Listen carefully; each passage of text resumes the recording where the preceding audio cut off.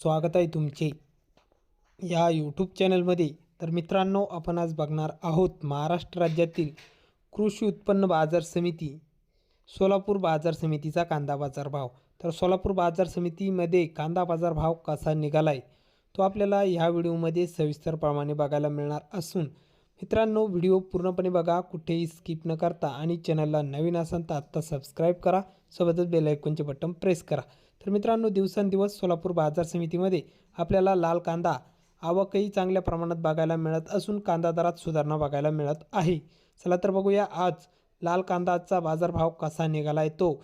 तर आवक आलेली आहे सोलापूर बाजार समितीमध्ये लाल कांद्याला 20,153 क्विंटलची। तर आवक चांगल्या प्रमाणात सोलापूर बाजार समितीमध्ये बघायला मिळत असून कमीत कमी दर मिळाला आहे सोलापूरमध्ये 100 रुपये प्रति क्विंटल इतका भाव।